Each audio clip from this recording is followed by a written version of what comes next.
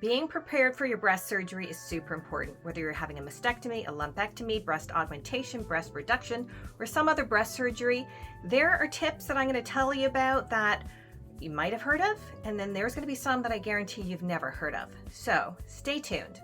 Hi, I'm Sherry from Twin Sisters Mastectomy Boutique, and the first thing to do is, in my head, I like to be prepared.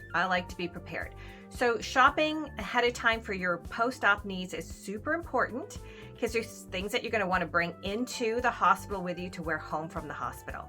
But before you even get there, often your healthcare team will say, don't lift your arms above your head after your surgery for a period of time, right? Because they don't want you ripping your stitches, whether it's on the outside or the inside.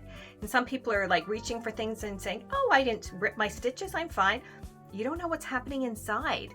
And that's, your body's been through a lot. So don't be reaching for things, which means that before your surgery, do things like, change your bedding and, wash your, whatever you need to do, but also take the cups and saucers and plates that are in the higher shelves or any shelf and put them on your countertop. Because I have had clients tell me that they went to reach for a coffee cup and ripped their stitches. So that's something I wouldn't have thought of, right? So make sure everything is out on your counter, the things that you need. And I know I don't like a messy counter, but trust me, it's for the mild inconvenience, it's worth it. And then second thing, that was the first thing. Second thing is to make sure that you have shirts that do up in the front.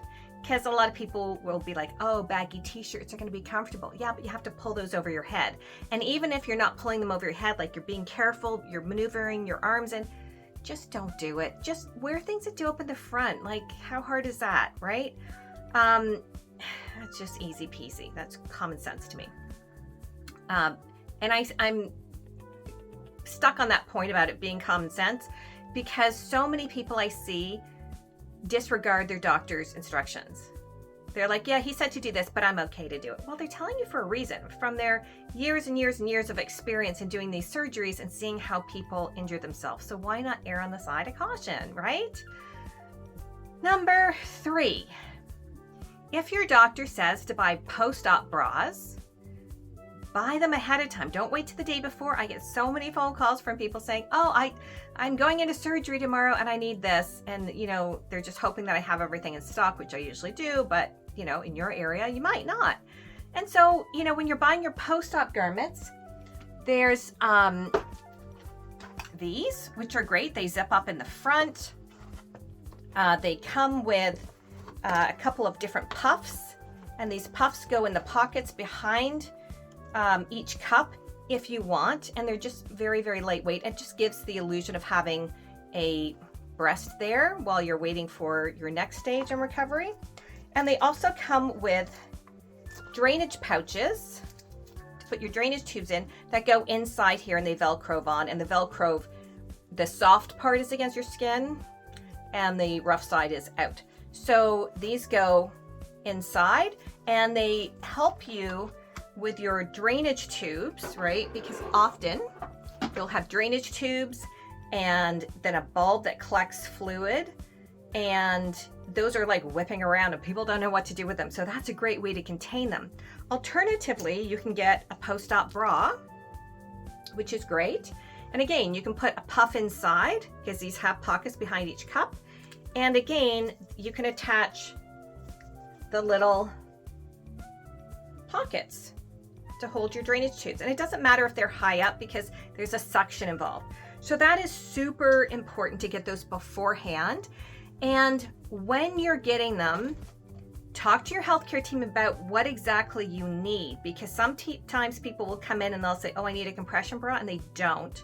A compression bra is for something completely different. If you need a compression bra, then get a compression bra. If you don't, do not wear a compression bra. There you go. That was, I think, number 3. Number 4, I'm losing track. I'm losing count. I'm just going to stop counting. Is to have some meals prepared for yourself, something easy that you can just microwave or what have you. Nothing that you don't want to be lifting like a heavy dish, like a glass dish. You don't want to have to be mixing and using your arms and stuff.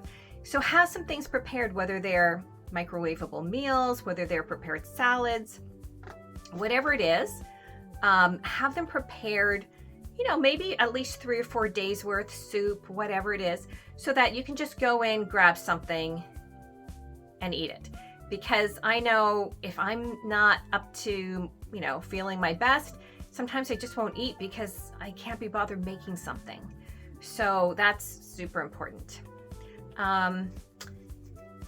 Then when you are going for post-op bras, some people will wait until after their surgery to buy their post-op bras. Not ideal, but they'll wait and they'll say, oh, you know, I'm healed and everything. There's, you know, maybe some scabbing, but I'm healed. And then they'll go try on post-op bras, and what they don't realize, because maybe they're wearing a dark shirt or whatever the case is, there's still some seepage.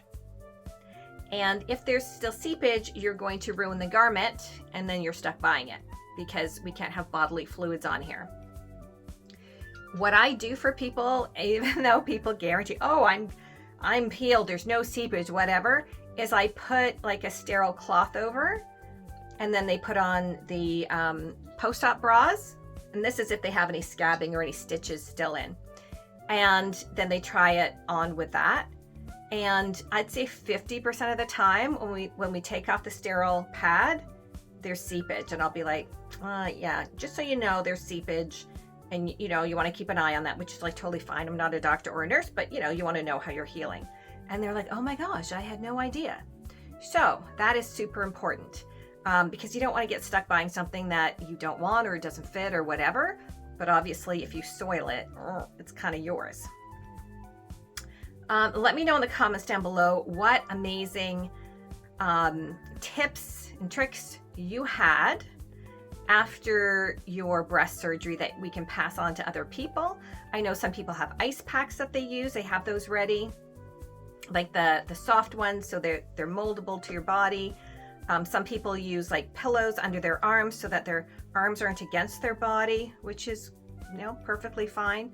Yeah, so let me know what tips and tricks you have that we can share with our community. Don't forget to like and subscribe, and I'll see you soon.